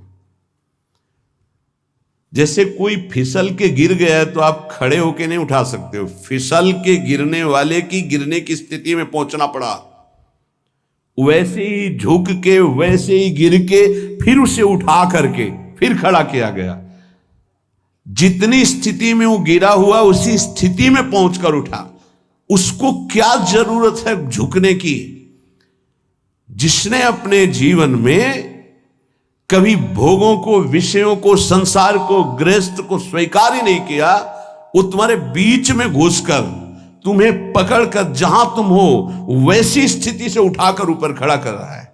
अगर तुम सही उपासक होते तो दृष्टि मात्र से तुम्हारा उद्धार हो जाता, लेकिन तुम उस बात को नहीं समझते हो। इसलिए ये सब व्यवहार अपनी स्थिति से उतरकर और झुककर तुम्हारे समान बनकर तुमको उठाया जाता है। सर्वाधारता उस नहीं समझ पाओगे, नहीं समझ पाओगे। काम से, स्नेह से, भय से, क्रोध से, द्वेष से, किसी भी तरह से वो जुड़ जाए केवल तुम्हारी वृत्ति उनसे, वो संभाल करके उठा करके सच्चिदानंद में जोड़ देंगे। चाहे भगवान से जुड़े या भगवत प्राप्त महात्मा से, भगवत प्रेमी से जुड़े, वहीं पहुंचा देंगे। नंग धड़ंग शराब पिए हुए गंगा जी में खड़े हैं, उपद्रव कर रहे हैं। नारद जी महाराज के सामने अभद्र स्वरूप में खड़े। ये पशुता तुम्हारे अंदर केवल धन वैभव के अभिमान से आई है। तुम कुबेर के पुत्र हो, ये हालत तुम्हारी। जाओ, मैं तुम्हें शाप देता हूं, तुम वृक्ष योनि को प्राप्त हो जाओ। लगा ना कि महात्मा बहुत कड़ुआ स्वभाव प्रकट कर दिए, बहुत करुणा कर दी। हालत क्या थी, पहुंचा कहां दिया। वृक्ष तो बनो पर नंदालय के। जाओ, तुम्हें सच्चिदानंद भगवान का दर्शन, संभाषण और स्पर्श प्राप्त हो, जो बड़ी बड़ी साधनाओं से नहीं प्राप्त होता। और नारद जी ने शाप दे के प्राप्त करा दिया। दामोदर गोविंद भगवान के उदर में बंधा हुआ उखल है, घसीटते हुए वहां जाते हैं, यमलार्जुन के बीच में फंसा देते हैं, मारते हैं अखिल शक्तियों के स्वामी। जरा सा झटका, उखड़ कर दोनों वृक्ष गिर जाते हैं। उनसे दिव्य रूप धारण करके यही प्रकट होते हैं जो यमलार्जुन बने हुए थे। नलकुबर मणिग्रीव शायद ऐसा नाम है। भगवान का दर्शन, संभाषण, स्पर्श, साप दे दिया तो ये प्राप्त हुआ। विचार करके देखो। समझ में नहीं आता। जीव को ये समझ में नहीं आता कि हमारे ऊपर कितनी कृपा है। सर्वाधारता इस शरणागति की पुष्टता का लक्षण है। वो सबका आधार बन जाता है। जैसे हमारी सबकी आधार भूमि है, ऐसे वो भक्त बन जाता है। रखो मेरे ऊपर पैर, निकल जाओ भगवान की गोद में जाओ। वो इस उदारता को, इस कृपा को इस साधारण जन नहीं जानते, अवहेलना करते हैं। एक एक वृत्ति तुम्हारी संभालने के लिए हमारी श्री जी की भक्ति तैयार है। एक एक वृत्ति को तुम्हें रोना नहीं आया कि हमारे ऊपर कितनी कृपा है। बहुत कृपालु शरणागत जन होते हैं श्री जी के। जैसे श्री जी का स्वभाव तो वही अंश में उतरता है उनके जनों में। सर्वाधारता, सबके लिए आधार भूमि बनने के लिए तैयार है। छठवां, पूर्ण विश्वास अपने इष्ट पर। जैसे राम काज के लिए लंका में प्रवेश कर रहे हैं हनुमान जी महाराज। घोर निशाचरी स्थिति है लंका में। अब एक महाभागवत तो बहुत जे भी प्रवेश कर रहे हैं तो पहले श्री राम जी का स्मरण करके अपने हृदय में भगवान को देखकर हृदय में स्मृति बसा के प्रवेश करते हैं। क्या भाव? प्रविश नगर की जय सब काजा, हृदय राख कौशलपुर। जब किसी भी साधक या किसी से भी भगवान का निज जन उसे उठाने के तो पहले प्रभु जा रहे हैं, बहुत फिसलन है नाथ, पकड़े रहे ना। जैसे कोई डूब रहा है उसको निकालने जा रहा है, प्रयास करेगा, लेकिन वो जो डूब रहा है वो प्रयास करेगा उसको डुबोने का, क्योंकि वो सांस लेना चाहता है। ऐसे जो काम में डूब रहा है, क्रोध में डूब रहा है, मोह में डूब रहा है, नाना प्रकार के भोगों में डूब रहा है, उसको निकालने के लिए जाओगे, वो पहले तुम्हें उसमें डुबोने की कोशिश करेगा। तुम्हारे अंदर काम, तुम्हारे अंदर क्रोध, तुम्हारे अंदर लोभ, क्योंकि उसी वृत्ति से वो अपना भाव स्वीकार करेगा। तब श्री जी से पहले बात होती, श्री जी, हे प्रभु, हे प्रियाजू, बहुत फिसलन की जगह में आपकी सेवा कार्य होने जा रहा है। उस जीव को पकड़कर उसकी वृत्ति को आप तक स्वामिनी आप पकड़े रहना। आप ऐसे पकड़ो, हम ऐसे पकड़ते हैं, तब हो सकता। अगर आपने छोड़ दिया तो बहुत फिसलन में है, गिरने की संभावना है। पूर्ण विश्वास दृढ़, मेरी स्वामिनी इसका मंगल करके रहेंगी। सातवां, सर्वाराध्यता। ऐसा भाषण, ऐसी चेष्टा, ऐसा व्यवहार कि वो सब के द्वारा पूजनीय बन जाए। इस शरणागति का सातवां लक्षण सर्वाराध्यता। उपासक का ऐसा स्वभाव, ऐसा व्यवहार, मृदुता कि सब उसकी आज्ञा का पालन करने लगे। ऐसी इस शरणागति की पूर्णता का स्वरूप सर्वाराध्यता। हंस बोले बहुमान दे। सर्वाराध्यता ये उनका गुण होता है। नहीं नहीं कोई बात नहीं, आप ऐसा शांत हो जाइए, आप कोई बात नहीं। बहुत सावधान। शरणागति कोई खिलवाड़ नहीं, और शरणागति हो गई तो सब पूर्ण हो गया। अखिल लोक चूड़ामणि भगवान शरणागत के अधीन हो जाते। अहम भक्त पराधीन हूं। आठवां है अनन्यता। अपने इष्ट की, कल एक उपासक की परीक्षा का समय आता है, छमाही सालाना चर्चा हो। उसका शब्द था कि शरीर छोड़ना मेरे लिए सहज है, लेकिन उपासना के विषय में एक भी शब्द में किसी से भी, चाहे वो रिश्ता हो, संबंध हो, स्वीकार नहीं कर सकते। बहुत देखा, बहुत सुना, बहुत सब। अब उपासना के विषय में अगर मेरी उपासना में कोई बाधा पड़ेगी तो मैं सब कुछ छोड़ सकता हूं। शरीर छोड़ना मेरे लिए सहज, उपासना नहीं।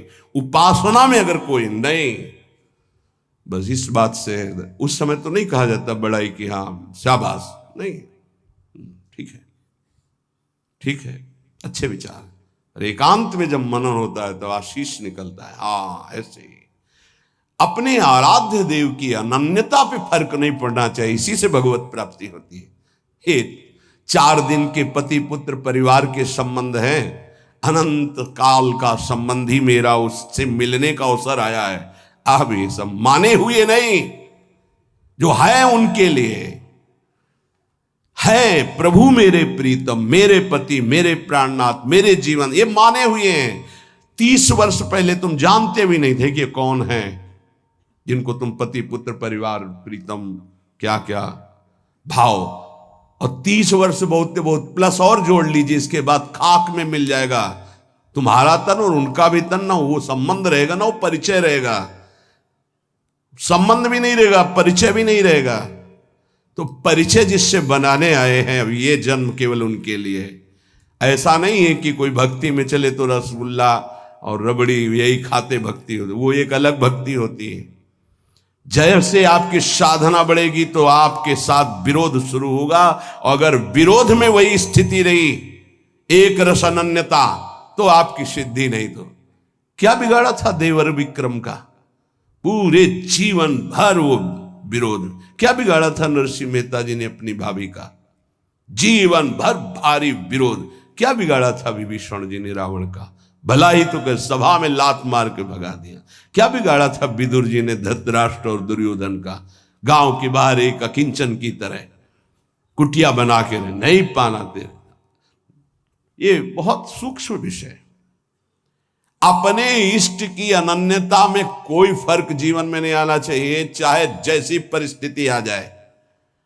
इष्ट और गुरु संबंध में कोई फर्क नहीं पड़ना चाहिए। बहुत संबंध देखे, हर संबंध का निर्वाह उतना ही करेंगे जितना इष्ट और गुरु के संबंध में बाधा नहीं पड़ेगी। इष्ट और गुरु के संबंध में बाधा पड़ जाए ऐसे हर संबंध में आग लग जाए। जाके प्रिय न राम वैदेही तजिए ताहि कोटि वैरिशम जद्यप परम सनेही। अगर अपने को समझता है कि मेरे द्वारा भरण पोषण होता है, जात से तेरा पानी भी नहीं पिएंगे, देखते हैं शरीर चलता है नहीं। निकल करके हम चौराहे पे बैठ जाते, देखते हैं विश्वंभर मुझे रखता है कि नहीं। वो अनंत ब्रह्मांडों का सृजन करने वाला एक क्षण में सब कुछ ठीक कर देगा। क्या चरित्र भक्तों के ऐसे ही मनोरंजन के लिए नहीं पड़े जाते, ये आदर्श है। महाजनों गतेन सा पंथा, रत्नावती जी के लिए मारने के लिए क्या उपाय नहीं किया माधव सिंह ने। मैं राजा हूं, मेरी ये रानी, और ऐसा उद्दंडता मुड़ मुड़ा के संतों के बीच में बैठना। सीम की चाप सके को तासु बड़ रखवार रमापति जासु। भक्ति मार्ग में, भगवत मार्ग में यदि कदम रखा है तो अपने मार्ग नहीं छूटना चाहिए, चाहे प्राण छूट जाए। ये आखिरी बाजी है, ये सब छूटेंगे माने हुए पति पत्नी पुत्र परिवार भाई बंधु, इनका कोई अस्तित्व नहीं है। आज नहीं तो कल ये छूटेंगे ही, लेकिन जिनके लिए जन्म जन्मांतर से भटक रहे उन प्रभु को नहीं। अगर तुम्हारी समझ में आ रही हो तो बात पकड़ लो। तजो पिता प्रहलाद विभीषण बंधु भरत महतारी गुरुबल तजो कंत ब्रज बनितन भे मुद मंगलकारी। स्वयं मंगल नहीं, सबका मंगल करने वाले वो महापुरुष बन गए जिन्होंने भगवान के आश्रय में। मेरे कारण मेरे प्रभु श्री राम को 14 वर्ष का वनवास, मेरे को राजगद्दी, जा पापिनी आज से तेरा कभी मुख नहीं देखूंगा और कभी मां नहीं कहूंगा, भरत जी ने कहा। साष्टांग दंडवत पिताश्री कह के प्रहलाद जी बात करते थे हिरण्यकश्यप से। जिस समय भगवान के मार्ग का विरोध किया तो कहा, जा आज के बाद कभी पिता नहीं, दैत्यराज, ऐसे संबोधन। 5 वर्ष का बालक।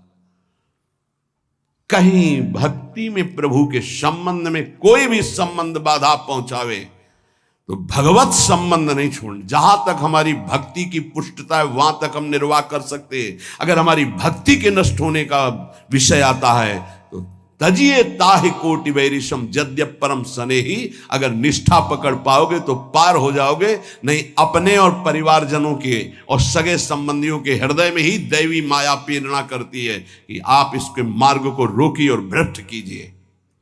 हमारी बात को पकड़ लेना। जाके प्रिय न राम भय देही तजिए ताहि कोटि बैरीशम जद्यप परम शनि। हम उतनी अनुकूलता आपको देने के लिए तैयार हैं जितने से हमारी भक्ति सुरक्षित है। और हमारी भक्ति में बाधा पड़ेगी तो हम अपने शरीर को भी बर्दाश्त नहीं करेंगे, फिर आपकी बात क्या है। ये उपासक के हृदय में होना चाहिए। ये अगर आराध्य देव की निष्ठा में ये बात नहीं तो फिर क्या बात है, फिर है ही क्या बात है, फिर तो वास्तविक नाटक हो गया, जीवन नाटक हो गया। आप समझ नहीं सकते तुम क्या शरणागत होते हो, वो शरण तुम्हारे लिए समर्पित हो जाता है, तुम समझ ही नहीं पाते हो। बड़ा विचित्र खेल है। इसीलिए प्राय इस झंझट में नहीं फंसते, अपनी मस्ती में रहने के लिए इस झंझट में नहीं फंसते। गुरु चेला समाज कल्याण उद्धार, जाओ तुम अपने प्रवाह में बहो, हम अपनी मस्ती में। सुने न काहू की कही कहे ना अपनी बात, पर जब सेवा मिलती तब हम आपसे प्रार्थना करते हैं। जब तक भगवत साक्षात्कार स्वयं का ना हो जाए तब तक कभी किसी को शिष्य न बनाए। ये नियम ले ले, ये गांठ बांध ले। नहीं तुम गुरु बनोगे कि तुम उसके चेला बनोगे, फाइनल में कुछ पता नहीं है पक्का। जानते हो संतों को जो पीड़ा होती है किसकी होती है? ये प्रसाद मिलता है, इनको क्या पता। यही प्रसाद, अगर आपको प्रमाण मानकर किसी ने प्रश्न किया और आपने उत्तर दिया और उसमें कोई गलती है तो उसका नर्क आपको भोगना पड़ेगा, दंड आपको भोगना पड़े। आपने कह दिया जाओ सब कुछ माफ, वो पूरा हिसाब आपके ऊपर लागू होगा। ये कोई खिलवाड़ समझते हो? उत्तर दे देना कोई खिलवाड़, बातें बनाना उत्तर नहीं होता। महाराज आज तक जो कोई बात नहीं, तुम छोड़ो, राधा राधा जपो, आगे बढ़ो, वो हम देख लेंगे। ऐसे आया कैसे? जैसे महाप्रभु चैतन्य देव ऐसे करके गंगा जल में खड़े करके पाप ले रहे हैं, तो उन्हीं के चरण आश्रित हैं भक्तजन, उसी प्रेमावतार, उसी भगवत स्वरूपों के। आप क्या जानते हो इस राज से? जो आज तुम चैन से मुस्कुराकर बात करते हो तो तुम्हारे जीवन में कुछ ट्रांसफर हुआ है। तुम्हारा उधर और उधर का उधर अगर जान जाओ तो रोते रहोगे कि हम पर कितनी कर, फिर भी हम उनकी अवहेलना करते हैं। सच्ची कहते हैं कि हमारी बड़ी दुर्दशा है हम लोगों की कि हम ऐसे गुरुजनों का, ऐसे कृपालु आराध्य देव की कृपा की अवहेलना करते हैं। वो कृपा पे कृपा करते जा रहे हैं, हम उनकी अवहेलना पे अवहेलना करते चले जा रहे हैं। वो समेट करके आपको इसी जन्म में भगवत प्राप्ति करना, आप फैलाकर अनेक जन्मों के लिए इतिहास रचना चाहते हैं। बड़ा विचित्र खेल, बहुत विचित्र खेल। इसीलिए जो चतुर सुजान होते हैं वो इस गुरु चेला के संबंध में नहीं फंसते। हमारी सामर्थ्य नहीं प्रभु, किसी और को बनाई, राधा राधा राधा। और वो भगवान की लीला होती है। ये जो सेवा मिलती तो सामर्थ्य देते, उन्हीं का कृपा प्रसाद। पर हम इतना जरूर कहते हैं, जब तक भगवत साक्षात्कार ना हो जाए तब तक किसी को शिष्य ना बनावे। पक्की बात, शिष्य बनाना कोई मजाक नहीं है। हरे शिष्य धम शोक न हरे, सो गुरु घोर नरक मा परे। जैसे किसी की बेटी सयानी हो जाए तो ब्याह के लिए पिता की चिंता बढ़ जाती है, चाहे वो जनक जी जैसे ही क्यों ना ज्ञानी हो। ऐसे ही शिष्य बनाने के बाद पूरा भार गुरु के ऊपर आ जाता है। इसका आचरण पवित्र हो, इसका जीवन श्री जी से मिले, इसका कैसे स्वभाव बदले, ये कैसे निष्काम बने। आपने जो संबंध बनाया उस संबंध को पूर्ण कर लो, श्री जी से मिल जाओ। ये बड़े बड़े जो महापुरुष दैन्य भाव से आपको प्रार्थना करते हैं कि मैं आपसे प्रार्थना करता हूं भाई, हे सखे, हे मित्र, ये हम समझ नहीं पा रहे। सर्वाधारता, पूर्ण विश्वास, सर्वाराध्यता और आठवां अनन्यता और नवां निज स्वरूप सामर्थ्य विस्मरण। इस शरणागति, पूर्ण शरणागति, निज स्वरूप सामर्थ्य विस्मरण, ये प्राय प्रेमी जनों में पाई जाती है। अपार सामर्थ्य है लेकिन एक साधारण आदमी उनको अपमानित करके चला जाता है, कभी दंड विधान नहीं करते। करत जे अनुसैन निंदक तिनहु पे अनुग्रह कियो। निज स्वरूप विस्मरण, आराध्य देव में इतनी तन्मयता कि मैं आराध्य देव का चिंतन कर रहा हूं, ये भी भूल गए।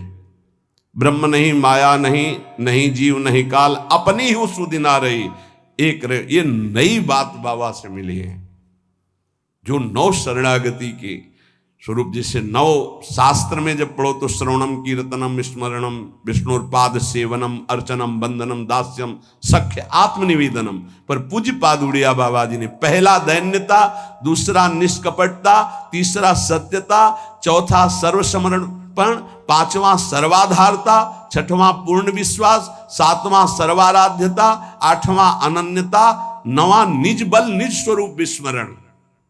निज बल निज स्वरूप विस्मरण, कोई तपस्या का बल, साधना का बल, इसका स्मरण नहीं, अपनी विस्मृति नहीं। एक रहे हो नंदलाल, अपनी ही उस सुदिना रही हो, एक रहे हो नंदलाल। ये जो नौ शरणागति की वार्ता हुई, इस पर विचार किया जाए। और सबसे प्रार्थना है, कई बार सत्संग में कहा, कदम जो अगला बढ़ जाए प्रभु की तरफ, ऐसा दृढ़ जमाना कि आंधी आवे तो उखड़े नहीं।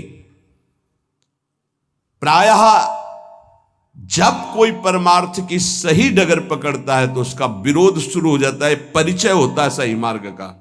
एक बार किसी उपासक ने हितधाम में पूछा था कि आपकी ये बात मेरी समझ में नहीं आई, आप कहते हो जब भक्ति रंग लाएगी तो विरोध शुरू हो जाता है। मेरा तो कोई विरोध नहीं होता, 10 वर्ष से भक्ति कर रहा हूं, क्या मेरी भक्ति में कमी है? तो हंस के कहा था कि अभी वो बात नहीं है जिससे तुम्हारी खिलाफत हो, जब आएगी तो हम आपको बता देंगे कि देखो अब शुरू हुआ कि नहीं। जब शुरू हुआ तो कहा, क्यों भाई समझ पा रहे हो? तो हाथ उठा के कहा, पूर्ण समझ आ गई, पूर्ण समझ आए। अन्य आश्रय लेकर के जो भजन किया जाता है उसका विरोध नहीं होता, ध्यान रखना। प्रभु से जो कुछ मांगा जाता है उसमें विरोध नहीं होता। जब प्रभु को पाना है सीधे, और सीधे केवल भगवद अनन्यता है, अब विरोध आएगा, अब रंग लाएगा विरोध, क्योंकि तुम्हारे सीधे मार्ग को छुड़वाना पड़ेगा। अगर ये पकड़े रहे तो तुम माया पर विजय प्राप्त कर लोगे। और अभी अनंत जन्मों से माया हमें रौंदती रही है, वो कैसे बर्दाश्त करेगी कि हमारे चरणों में गिरा, ये हमको चरणों से रौंद के निकल जाए, ऐसा कैसे हो सकता है? तो वो प्रियजनों के, बड़े जनों के, निज जनों की बुद्धि में भेजती है, यहां से तीर काम करेगा, यहां से काम करेगा, यहां से काम। फिर जब देखती है ऐसा नहीं, तो इंद्रिय द्वारों पे उसी के दैवी शक्तियां जागृत कर देती, अब आकर्षित करो। पर मंत्र जाप नाम के प्रभाव से फिर भी नहीं, तो सिद्धियों को भेजती, तू आकर्षित कर। आखिरी पॉइंट, मान सम्मान कीर्ति सिद्धियां, गिरा इसको। लेकिन गुरु कृपा पात्र जो उसको, तो फिर वे आगे परम विद्या स्वरूप ज्ञान विज्ञान संपन्न वो भगवत चरणारविंद का साक्षात्कार करता है। इसको समझो परमार्थ को। हाय हाय नहीं मचाना कि विरोध हो रहा है, अब क्या करें, निंदा हो गई, अब क्या करें। बहुत आश्चर्य होता है, अपनी वासना की पूर्ति को साधना माना जाता है और साधना को नाटक माना जाता है। कैसी बुद्धि, कैसी बुद्धि। स्थिति देखी जाती है, बाहरी व्यवहार से कह रहे हैं, किसी परमार्थिक की परीक्षा नहीं की जाती, आंतरिक वृत्ति से की जाती है। बाहरी व्यवहार कुशल है, अंदर से भ्रष्ट है, उसे नहीं कहा जाता परमार्थिक। आंतरिक वो शुद्ध है और बाहरी व्यवहार कुछ बिगड़ा हुआ है तो कोई फर्क नहीं पड़ता, ये परमार्थ है। बाहरी व्यवहार में उसको मन आए बोले किसी से, मन आए ना बोले किसी से, मन आए आज नहीं मन है नहीं खाएगा, नहीं मन है उसका सोनी नहीं लगाएगा, वो बैठा है ऐसे। परमार्थिक व्यवहार का बहुत शुद्ध स्वरूप समझना। पर हमको अपने अनन्यता और अपने भागवतिक मार्ग से अगर विचलित होंगे, इधर उधर करेंगे, तो फिर वो भजन नहीं माना जाएगा। इसलिए उपासक अपने लक्ष्य पर ध्यान रखे, और ये जीवन केवल प्रभु के लिए है। इस जीवन में हम अब कुछ ऐसा बर्दाश्त नहीं करेंगे जिससे मेरा प्रभु का संबंध छूट जाए। इतना तो आ जाना चाहिए, शेष आगे की बात तो इष्ट और गुरु आचार्य हैं, वो देख लेंगे। आप में कि जहां मैं खड़ा हूं इससे पीछे कदम नहीं जाएंगे, चाहे हमारा गला काट दिया जाए। नारायण अति कठिन है हरि मिलन की बाट, या में पग पीछे धरे प्रथम शीश दे काट।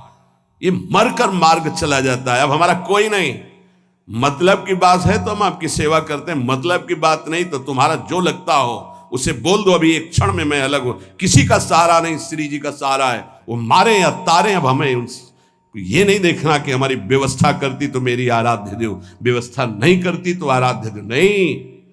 घोर अव्यवस्था में भी बोलेंगे महारानी जी की जय। घोर अपमान की स्थिति में मुझे ऐसी सामर्थ्य मिले कि मैं आपकी जय बोलूं। सम्मान और प्रीतानुकूलता में तो सब जय बोलते हैं। अपमान, निंदा और विपत्ति की स्थिति में भी जहां कोई सहयोगी न हो, मैं आपकी जय बोलूं और आपको सराह सराह करके उस दुख और विपत्ति को सहूं। ये वो मार्ग है। अब कोई हमारा पति है, कोई हमारा प्रीतम है, कोई हमारी पत्नी, कोई हमारा भाई, कोई मित्र नहीं।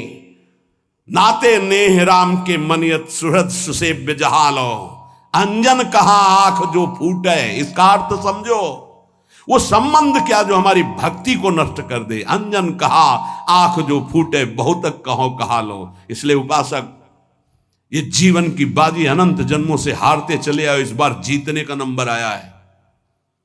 पासा पलटने न पावे, अपने ही पक्ष में विजय होगी, क्योंकि लाडली जो अपने सहयोग में है, आचार्य अपने सहयोग में है। लेकिन आपकी भी कोई निष्ठा होनी चाहिए। एक होता है पेंदी का लोटा, एक होता है बिना पेंदी का लोटा। पेंदी का लोटा जहां रख दो वहां अपना स्थान बना लेता है, और बिना पेंदी का लोटा ढड़कता रहता है। उपासक बिना पेंदी का लोटा नहीं होना चाहिए, इधर से धक्का मारा उधर चला गया, उधर से धक्का मारा उधर चला गया। नहीं, अब वो ऐसी परिस्थिति है। ऐसा कर परिस्थिति को रॉन्ग करके अपनी स्थिति में रहना, इसी का नाम उपासना है। शब्द को याद करो, परिस्थितियों को रॉन्ग करके स्थिति में रहना, उसी तभी तो तुम्हारी बहादुरी है। परिस्थिति में डाउन हो गए, गिर गए, फिसल गए, परिस्थिति में रौंद दिए गए तो फिर क्या है? फिर पढ़ाई करो, पता नहीं किस जन्म में परीक्षा में पास होंगे। ये होगी परीक्षा, हमारे हो तो बस इस हमारे पन में बाधा नहीं पड़नी चाहिए। तुम गाली भी दोगे तो बर्दाश्त हो जाएगी, जैसे अपना छोटा बच्चा। हमारे पन में फर्क नहीं पड़ना चाहिए। ये अपनापन, हमारापन स्वामिनी जी के प्रति यदि हम पहुंचा दिए तो अवगुण करे समुद्र सम गणत न अपनो जान, आपका काम बन जाएगा। ऐसा न सोचो कि उपासना में परीक्षा नहीं आएगी। वासना की, शरीर संबंधियों की, ये सब परीक्षाएं आएंगी। बार बार स्त्री, बार बार पुरुष बनते हुए भटक रहा हूं, कौन रोक पा रहा है? आज अवसर मिला है आचार्य और गुरुदेव की कृपा से इस चक्र का भेदन करने का। अब इस चक्र के भेदन की सामर्थ्य तुम में हो तो बात करो, अन्यथा राधा राधा जपो। तुम्हारा जो कर्तव्य है वो हमारे साथ करो, नहीं तो जाओ। हम भरोसे श्री जी के, भरोसो दृढ़ इन चरणन के रो। निष्ठा है तो ये नौटंकी नाटक माया की तुम्हें परास्त नहीं कर पाएगी। अगर निष्ठा नहीं है तो फिर ये नौटंकी नाटक हो जाएगा। दोनों को देख लो। अगर निष्ठावान है तो भक्ति रंग ले आएगी। जितने भक्त चरित्र पढ़ते हो, क्यों पढ़ते हो? इसी बात के लिए पढ़ते कि हमारे आचार्य गुरुजन महापुरुष जन कैसे निष्ठा वाले थे, हमको वैसे ही चलना है। वाह वाह, चरित्र सुन के तालियां बजा दी, आनंदित हो गए, कितने महान भक्त। लेकिन आपका चरित्र क्या है? आपकी निष्ठा क्या है? प्रभु के प्रति आपका समर्पण क्या है? ये बहुत बात समझने की है। अगर हमारे प्रभु वनवास में हैं, सियाजू को सब सुविधाओं के लिए दोनों तरफ से प्रार्थना की गई। कभी जनकपुर में रह लेना, कभी महाराज, तो दशरथ जी के प्राण बच जाएंगे और हम सब आपको देख देख कर 14 वर्ष तक जी लेंगे कि सियाजू है मानो राम जी हैं। उन्होंने कहा कैसी बातें करते हो? क्या शरीर से छाया को अलग किया जा सकता है? क्या देह से प्राण को अलग किया जा सकता है? ऐसे राम से सिया अलग नहीं हो सकती। ऐसी हमारी भक्ति होनी चाहिए। जुगल सरकार से हमारा जो संबंध है उस पर फर्क नहीं पड़ना चाहिए, उससे बढ़कर नहीं हो। जिन्होंने इस संबंध को स्वीकार नहीं किया वो पहुंच गए जहां थे उससे नीचे। बिल्कुल होश में हो जाइए, सबसे कह रहा हूं, होश में हो जाइए। ये जो कृपा बरस रही सिर्फ अहेतुकी है, आपको लेकर किसी गुणाभिमान के कारण नहीं है। आपको लगता हो कि हम कुछ हैं इसलिए श्री जी हमें प्यार करती हैं? कुछ नहीं हो तुम, माइनस पे हो, प्लस जीरो में नहीं आएंगे, माइनस आओगे, प्लस में नहीं आ सकते। आप ही नहीं, हम सब। अगर कुछ है तो उनकी कृपा से है, अगर जितनी बिगाड़ है वो मेरी तरफ से है, पक्का समझ लीजिए। जितना दुलार मिल रहा है, हमें लगता है अगर ऐसा दुलार मिले तो प्रियाजू के दुलार को पहचानने में देर न लगे। केवल उदर पोषण, वस्त्र और वास के लिए पूरा जीवन मेहनत करते हैं, लेबरी करते हैं, रिक्शा चलाते हैं, और परिवार को अन्न और वस्त्र और वास की पूरी सुव्यवस्थित व्यवस्था नहीं हो पाती।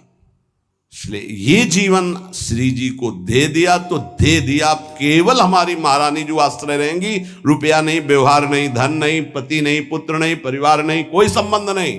सब संबंध का निर्वाह प्रिया प्रीतम के भाव से करेंगे। प्रिया प्रीतम के भाव में ठेस पहुंचेगी तो हर संबंध को स्वाहा कर देंगे प्रभु के चरणारविंद की तरफ। अगर ऐसी निष्ठा नहीं है तो भाग जाओ, संसार में भाग जाओ। निष्ठावान ही इस मार्ग में आगे बढ़ सकता है, बढ़ नहीं पाओगे। जिसके अंदर ये है ना, प्रियाजू से बढ़कर कोई है तुम्हारे इस संसार में, तो अभी या तो सुधर जाओ और या भाग जाओ। इस मार्ग में चलने के लिए पूरा जीवन समर्पित करके, और ये कभी नहीं देखा गया कि स्थिति क्या आ रही है। जैसी भी स्थिति है मैं राजी हूं, आप राजी हो ना, मैं राजी हूं। ये जीवन आपको दे दिया, आप जो मनावे सो करो, जो होली खेलो सो खेलो, ये आपका जीवन। चलेंगे तो राधा राधा कह के कदम आगे आपकी तरफ बढ़ेंगे। अब आप देखो कौन घसीटता है, कौन पीटता है, कौन पूजता है, कौन अपमान करता है, ये आपका विषय, मेरा विषय सिर्फ आप हैं। ये रोज सत्संग मिल रहा है आपको, ये कुछ दिनों के लिए सौभाग्य है, ध्यान रखना। जिस दिन श्री जी ने चाहा उसी दिन ये बंद हो जाएगा, चाहे शरीर रहे या न रहे, इसका कोई मतलब नहीं। अपने हृदय को देखो, बुरा जो देखन मैं चला बुरा न मिलिया कोई, जो दिल खोजूं आपनो तो मुझसे बुरा ना कोई। इसलिए बहुत सावधान, निरंतर नाम जपने का अभ्यास कीजिए। जो गुरु कृपा, इष्ट कृपा है, उसको अपने हृदय में रखिए कि ये आपकी कमाई नहीं है, ये धरोहर दी गई है। अगर आप इसकी अपमान वृत्ति, अवमानना करेंगे, जो अवहेलना करेंगे, तो ये गायब हो जाएगी। ध्यान रखो, जिस दिन गायब हो गई उसी दिन संसारी हो जाओगे। शब्द याद कर लो, घोर संसारी। डट के भजन नहीं करोगे, शरीर से सेवा नहीं करोगे तो बुद्धि भ्रष्ट हो जाएगी और इनका दंड मिलेगा। जब पूरा भगवदाकार जीवन होता है तब ये बात पचती है। आप भगवान के मार्ग के पति के केवल उतना अधिकार है, 5 गृहस्थों के यहां जाओ, एक एक रोटी मांग के खाओ और गुजारा करो, खूब नाम जप करो, भजन करो। एक ये वृत्ति। एक है भगवत सहारे बैठे, जो आ गया सब मिल्क बांट करके पा लेते हैं, राधा राधा। एक ये वृत्ति है, वो माधुकरी वृत्ति है, आकाश। एक है कि पड़ा हूं चेष्टा भी नहीं करूंगा, अजगर वृत्ति, वो अद्भुत जनों की होती है। एक वृत्ति में रहो। यहां एक वृत्ति है, आकाश वृत्ति। अधिकतर इसी आकाश वृत्ति का सेवन पूरे जीवन में किया है। मेरे प्रभु जो मेरे सामने भेज देंगे उसकी व्यवस्था होगी। याचना नहीं, कोई फीस नहीं, किसी से किसी भी तरह का कोई इशारा नहीं। अगर कोई इशारा करता है तो दंडनीय अपराध है हमारे यहां। इशारा भी नहीं कर सकते। ये केवल आकाश वृत्ति। आकाश वृत्ति भगवत आश्रय। 100 रुपये आ जाएगा, उसके अनुसार काम होगा। 4 रोटी होंगी तो एक एक टुकड़े बांट करके खा लेंगे, राधा राधा रटेंगे, मांगेंगे नहीं किसी से। इसमें किसी का टैक्स नहीं, कोई फीस नहीं, कोई इसमें हमारा प्रतिग्रह नहीं है। मेरे स्वामिनी के द्वारा भरण पोषण। ये जो आपको मिल रहा है भिक्षान्न से भी पवित्र है, क्योंकि आकाश वृत्ति के द्वारा मिल रहा है। और ये जो आप वृत्ति को सोचते हैं आप, बहुत कठिन है भगवत मार्ग की डगर। बढ़िया अवसर मिल गया, समय बहुत आगे बढ़ चुका है। अपने जीवन में निष्ठा आपको दिखानी पड़ेगी। ये मत समझो कि खा पी के एड़ा के समय व्यतीत कर रहे हैं। नहीं, प्रश्न आएगा सालाना, और क्षमा ही हल्का होगा, सालाना बहुत गहरा होगा। और अगर 10-12 वर्ष हो गए तो फिर फाइनल का जो प्रश्न होगा वो सिद्धावस्था की तरफ ले जाने वाला होगा। फाइनल में जानते हो कैसा प्रश्न आता है? हाई क्वालिटी का भोग। शब्द समझ लो, जीवन में जो सोच तुमने की होगी, कल्पना, उस कोटि का भोग आएगा तुम्हारे पास। भोगो, फ्री भोगो, कोई संकोच नहीं, कोई भय नहीं, कोई नियम नहीं, कोई मर्यादा नहीं। क्या चाहिए तुम्हें, यह आखिरी है तुम्हारा। अब लगा कि भगवान तो मिल ही जाएंगे यार, आज नहीं तो कल मिल जाएंगे। ये जो एकदम ऑफर आया है, इसको तो स्वीकार कर लेते हैं। नहीं, ये 12 वर्ष वाला फाइनल का प्रश्न है, तुरंत भूमिका बदलेगी। अगर आप जीत गए तो तुरंत अध्यात्म की भूमिका बदलेगी और आप ऊपर उठ जाएंगे। पर प्रायः जो गुरु कृपा पात्र नहीं है, वो ऐसी जगह फेल हो जाता है, वो ऐसा धम्म से गिरता है कि दोबारा चढ़ना मुश्किल हो जाता है। आ सकती है, जा नहीं सकती, आ सकती है, जा नहीं सकती। स्त्री में आ सकती, पुरुष में आ सकती, भोगों में आ सकती, आ सकती है, जा नहीं सकती। इसलिए साधक सावधान, हमारा केवल एक लक्ष्य प्रियालाल। चाहे अब जो कुछ हो जाए, कदम पीछे नहीं। चाहे निंदा हो, स्तुति हो, भूखो मरो, कुछ भी हो, अब हमारा जीवन केवल प्रियालाल के लिए। इसमें कोई बाधा करे तो सर्वस्व त्याग करके खड़ा हो जाए मार्ग में। विश्वास अगर है दृढ़, ये तो क्या है जो आंतरिक, जिस महल में वास मिला हो बड़े बड़े ऋषि मुनियों के लिए दुर्लभ है। इसलिए ये हरिवंश बल से कह रहा हूं, ये गुरुदेव के बल से कह रहा हूं, ये अपनी निष्ठा में फिसलना मत। हम नीच हैं, अदम हैं, पर स्वामिनी जी के हैं बस। इसलिए चल जाओ ठीक से श्री जी की तरफ और श्री जी को प्राप्त हो जाओ। होना ही पड़ेगा, नहीं तो रोना ही पड़ेगा। और इस रोने के आंसू पूछने वाला नहीं मिलेगा जब परमार्थ से भ्रष्ट होकर कोई रोता है। इसलिए अब चलो, अब लो नशानी, अब ना नशे हो। आज तक जो हुआ राधा राधा, अब आगे हमारे जीवन का लक्ष्य केवल लाडली जो है। ये बात समझ लो, हमारे जीवन में अब कुछ भी घटे, श्री जी के सिवा हमारा कोई नहीं है। यह शब्द बोलना पड़ेगा आपको, ये हृदय में तुम्हें उतारना पड़ेगा और इस कसौटी में तुम्हें पास होना पड़ेगा कि श्री जी के सिवा हमारा कोई नहीं। अब इसको आप कितने वर्षों में दिखा पाते हैं? ये जिस दिन दिखा दोगे उसी दिन अवस्था आ जाएगी, जिस अवस्था के लिए हम तड़प रहे हैं कि हम प्रियाजू के लिए रोएं, प्रियाजू हमारे मानस पटल पर छा जाएं। राधा वल्लभ लाल।